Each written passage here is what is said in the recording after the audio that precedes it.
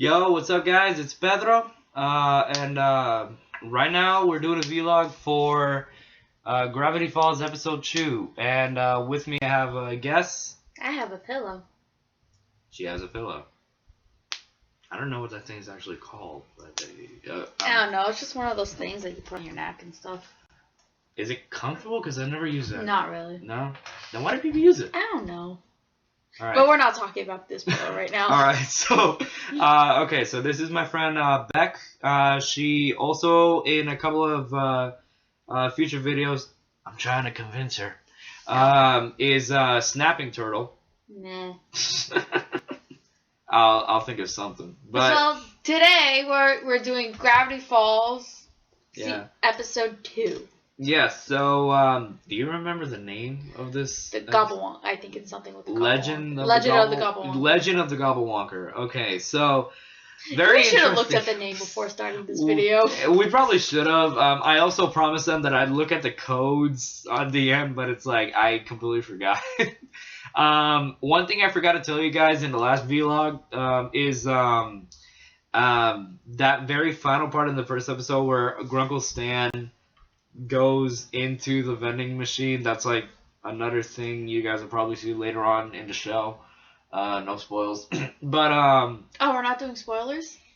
Only on the episode that we're reviewing. That's kind of how it works. So we can't make mentions. No, we can't make mentions because this is for people who are not caught up, or people. It's just for people to watch, to be honest. We could probably say hints, but not like actual things that happen. But anyways, yeah. So Legend of the Gobblewonker, it's interesting because it's like in my personal opinion, I have a hard time telling whether or not it's a filler or it's not a filler. It's not a filler in your opinion? Okay. Yeah, you don't want me to spoil this, but in the latest episode that came out, A Tale of Two Stans, let's just say when Stan and Dipper and Mabel, they get the boat on the water, the boat is called Stan-O-War. You might want to pay attention to that. Yes. The name of the boat. And then it'll come back up in the latest episode. Yeah, in case you guys haven't noticed, she's actually caught up with the show as well. I'm more than caught up with the show. Yeah, she's a bit of a freak about it. Yep. As you can tell by the shirt. I have a problem. We all kind of do. But, but anyways, it's, I don't know, in my opinion, it's an interesting episode just because okay, so we start off with Mabel and Dipper having breakfast. Stan comes by and they're just talking about stuff, and he's like he wants to hang out with them, and they're a little skeptical because the last time they did that they ended got up in county jail for counterfeiting money. County jail was so cold. It's like, how? You call that Ben Franklin? He looks like a woman. No, you want to know what you want to know what I'm wondering? How is it that he convinced them? How? Because okay, the first episode I asked, how is it that he tricks these people into buying stuff at the shack? And then it's like now I'm asking, how does he convince his great niece and nephew? Yeah, great niece and nephew. How does he convince them to do this stuff? It's like, what is up with this guy? No, but yeah, so in the end they said yes, okay, fine, they'll hang out with him, and he's like, okay, what was the line? Who wants to get into my car? Who wants to put on some blindfolds and get into my car? Yay! Wait, what?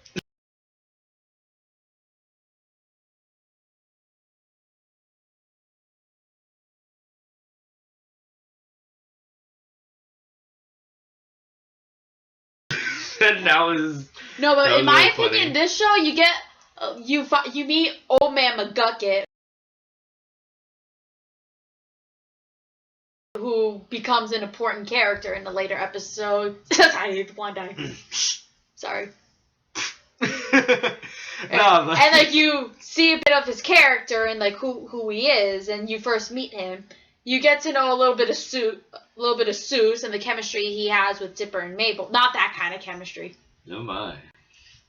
Great. But like the way he interacts with Great. Dipper No, and Mabel. just watch. At the end of this video, we're gonna be seeing like a bunch of comments down below, being like, "Yo, start a fan fiction." Dipper goes to Taco Bell Part 2. No. Don't read that. I did not read it. I heard terrible things about it. Don't read it at all. I am warning you, people. If you want your sanity, don't read it.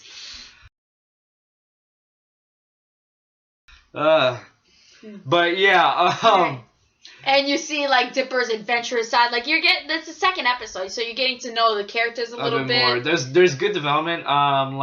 When they arrive there, while they're in the car, you see Dipper and Mabel just messing around with each other, being like, "I can feel your face," and it was funny, but at the same time, you get a sense that it's like, okay, those two are obviously close, just like the last episode when I talked about it. Then we see how, I'm going to say interesting again on Gorko Stan's part, because he was practically blind driving. That was okay. Great idea getting into a car with him. And you don't really see how much he cares about them, because you don't see that until later episodes, but you get the idea that, he really does love Dipper and Mabel, and he wants to spend time with them visiting. The reason is mainly because, so what happens is they go and they found out that he wants to go fishing with them. They're very iffy about it because they want to go out searching for monsters for this huge contest. No, they're iffy at first, and it's just like, there's got to be a way out of this. And then Old Man McGucket comes, and it's like, the Gobblewonker went over to Scuttlebutt Islands, and then and then Seuss comes, and then they ditch Grunkle Stan and go search for the Gobblewonker. So you get a sense of their adventure, which is important for later episodes because they're always getting into trouble. Like, into the bunker, for example. Like, they got into, like, major trouble doing exploring. Yeah, and actually that's the part. Like she said, we get introduced to a new character, McGucket, who the first moment you meet him is just you kind of tell he's the typical town's kook or something. He's all crazy, but it's, I don't know. He's I kind of want to give the guy a hug, to be completely honest. Aw, he's doing a funny jig. Yes, and I was like, like he's a little. You can tell he's kind of, but you also kind of want to like console him, especially after that scene with his son, because his son is apparently ashamed of him, so he leaves. He says at the end, "My own son hasn't visited me in years." Oh yeah, that was sad. But yeah, yeah, so he mentions the Gobblewonker, that monster who lives in a lake, and like you said, Seuss shows up on his boat. Where does he get a boat? No. Actually, you know what? No. And this episode had actually one of my favorite Gravity Falls moments, like, where it's like, okay, what's the problem with most monster hunts? And then he's like, okay, I have 17 cameras, and then one by one, they start losing the cameras. Oh, yeah. Like, that was one of my favorite Gravity Falls moments. Yeah, so you see throughout the episode, it's kind of like there are two stories where it's like, one story is about Dipper, Mabel, and Seuss looking for the monster, and also Dipper trying to stop Seuss and Mabel from destroying the other cameras, while the other story is Grunkle Stan fishing alone, and you kind of see a psychological sense with him where it's like he acts a lot like he doesn't care, but then just like the very end of last episode, and then we see it go into this episode, we see that he does want to spend time with the kids, and he feels sad. You see that he's very lonely, so he spends the entire episode just trying to get other people, and that is actually one of the highlights of this episode, in my opinion, just everything he does. Yeah. And then at the end of the episode, where it turns out the Gobblewonker was a fake and Old Man McGucket was in the robot, like, that kind of sets up for future episodes, like, the important role McGucket plays. So you know he's an inventor. So a lot of people, like myself included, thought, from that scene, maybe McGucket has something to do with the author, or maybe he is the author, or like he has something to do, like, in general, which if you watch the Society of the Blind Eye, you have a clue that how much of a role he really does play. But like from that episode, you start to notice it. But unless you're like Pedro here, it just goes completely over your head, and it's like, oh, he's crazy. Hey, I mean, the first time I saw the show, I was still like, I loved the show from the very beginning, but at the same time, you have a point. It's like I just thought he was some crazy old man that apparently invents stuff.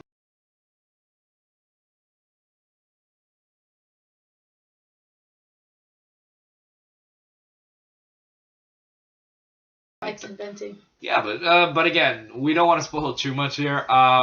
Like, I'm not saying like that. I'm just saying the names of the episodes that they should look out for. I'm not saying like when they are or where they. No, I'm not saying like what happens in them. Yeah. No. So going off of that. So who wants to know who the author is? I'm kidding. Everyone, but at the same time, we'll be jerks if we say anything. No, I didn't want to know. But I was so glad for that surprise. Yeah. And not what he seems. I was so glad for that surprise. Yeah. Okay, so in your opinion, what would you say is like your top 3 favorite moments within this episode? Definitely the cameras. If you're a side character, you die in the first 5 minutes. Yes. Like that scene itself with the cameras. My second favorite part was at the end where they're like, oh, Stan, do you have room for 3 more in that boat? And you just see the pictures of them fishing together. That was sweet. And then how they take the fish from the other guy's boat and then get chased by the cops.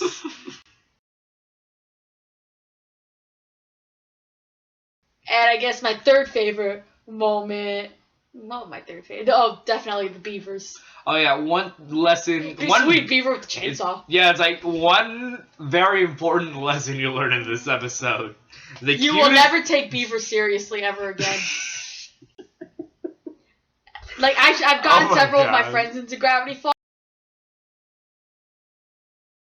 and I told them after this episode, after the show, you will never take beavers seriously ever. I told them they would never look at beavers the same ever again, and they're like, why, what happened? And they thought it was like something from like a future episode, but no, second episode, boom, they're the beavers with the chainsaws. And it's like, and then they're like, yeah, I can't look at beavers the same.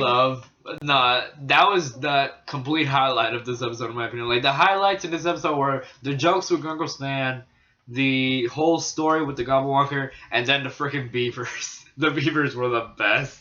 I love those things. I want one as a pet. And then it's like, sweet, like you said, sweet beaver with a chainsaw. And then Susan's just taking pictures. Dude, if it makes me feel any better, I got tons of pictures of those beavers. How does that help? No, why would that make me feel better? Okay. I love the beavers. Like I said, I have an obsession with this show, so I know all the lines. It's funny because she and I tend to get each other into a lot of shows and stuff, so it's like this was one of the few shows that she didn't get me into. I actually started watching it from the very beginning, just like her. But it's like, yeah, it's funny because I don't think at that time we realized we both liked the same show at that point, right? So it's like, yeah. But yeah, one thing is the animation, like I said in the last episode, really good. I love... Well, the animation for the Gobblewonker, the monster itself, is like...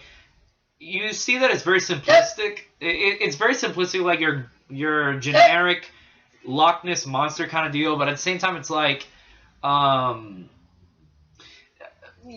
It's later on in the episode where he gets destroyed and you find out it's a robot. You see, wow, there's actually a lot of detail in this with the whole metals and the contraptions. I love the character designs. They don't make characters in this cartoon like other cartoons where it's like some characters all look the same and stuff. No, they make like South Park makes all the characters. Yes. Exactly. Like South Park does that. Family Guy does that every once in a while. And no, every person in this town is different. They all have their own designs. Except for the Pine Twins, but even then they have their own differences. Where it's like Mabel with the sweater, and then Dipper with the hat and all that stuff. It's like that's another thing I really like. Every episode, I'm pretty sure you noticed this because I'd say something right now, but you said no spoilers. No, it's like every single episode, Mabel always has a different sweater. and it's always funny to see how. I wasn't talking about those Pines twins. I'm kidding. I'm kidding. Of course, I'm kidding. Or am I? Oh my goodness. Look. But yeah, the Pines twins, like, yes. Even though they're twins, but they don't really look exactly the same. Yeah, like even with their clothing and their personalities, and they make sure they have differences. By the way, real quick, any anger in the comments, just aim at her. Just aim at her. No, but then again, but no. I'm not spoiling anything. Yet. I just said names of future episodes: Pines twins, beavers with a chainsaw. McGucket plays an important role. That sounds really spoiling anything. I want the beavers to come back. They probably won't. Yeah, no. This is one thing I'm gonna spoil. Is like they don't come back, and I want them to come back. I just want them to appear, just so that we can have another beaver moment. So yeah, like imagine that they find the beavers in the bunker. Yes. You guys don't know what we're talking about, but you'll find out soon. But yeah, so love the beavers. That's gonna be the thing now. I'm probably gonna make a bunch of memes about it now.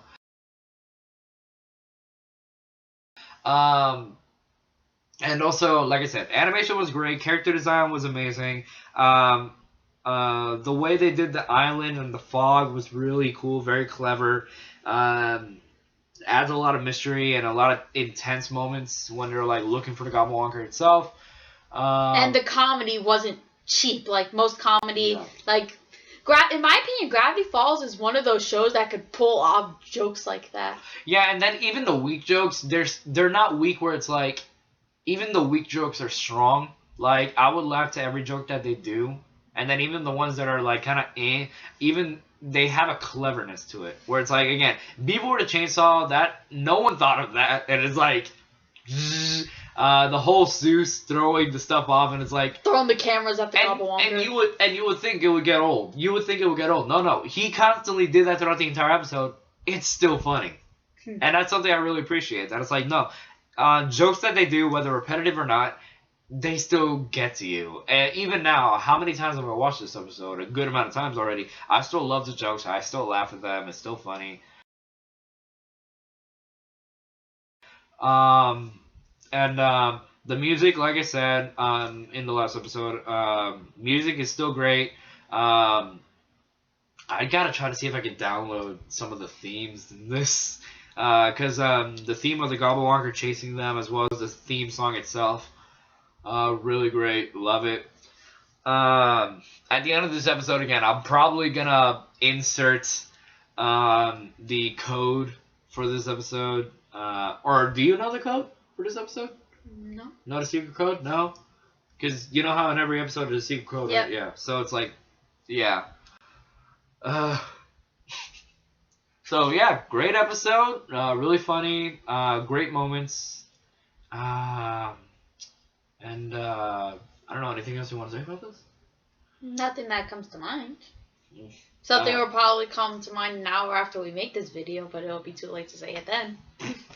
I'll probably try to edit it at the last minute. So yeah, great episode, great ending. They finally get to spend time together as a family, plus Zeus. I love that one part where it's like where they're all getting back together, and then they made that bet. Yeah, and then Zeus is like, dude, am I in the frame? Dude. Zeus, it's like... And then at the very, very end, it turns out that the Gobblewonker is real. And it I didn't... Like, what was that about? Actually, now that it's Gravity Falls, okay? Yeah, but one thing that I can't not the show Gravity Falls, it's the town Gravity Falls. Yeah, Here this happens. Yeah, but it's like, one thing I don't understand. Dipper gets rid of the cameras or drops it or whatever, but it's like, that still would have been a great article, wouldn't it? An old man creating crazy robots, that would have probably made headlines. You would think that could have won the contest right there. Or they could have just saved the camera and submitted the photo of the metal Gobblewonker. No one would have known the difference. Right? And it's like, there was no reason. I mean, that probably might have been my only iffy moment about this episode. Besides that, it was still a great episode. I think they should have done that, but I don't know. Maybe they're saving up to something. I know. Well, we both know they're saving up to stuff, but that's later. Yeah. So yeah. All right. So that's pretty much the episode itself. If there's anything we missed, leave it in the comments below. Like I said, like and subscribe. Next episode we should. We'll see if I'm gonna do it by myself or I'm gonna have other guests or anything. And the Steven Universe episode 2 will be coming out soon, as well as the. I'm still deciding between whether or not I'm gonna be doing Arrow episode 1 or season 1. I don't know. Live action shows, they're more story based, so it's like Gravity Falls is story based. Yeah, but the thing is, one big difference between animated shows and live action shows. Comedy. No, not just that. It's more of animated shows. They have a lot of filler episodes and a lot of even though they can be story based, there are a lot of those kind of episodes where it's like stuff just happens. Where the majority of most live action shows are mainly story based, like unless they're sitcoms. But yeah, so it's like I'm having a hard time deciding that. If you guys want, comment below what you think I should do. And yeah, leave comment, subscribe, and yeah, we'll see you guys next time. So.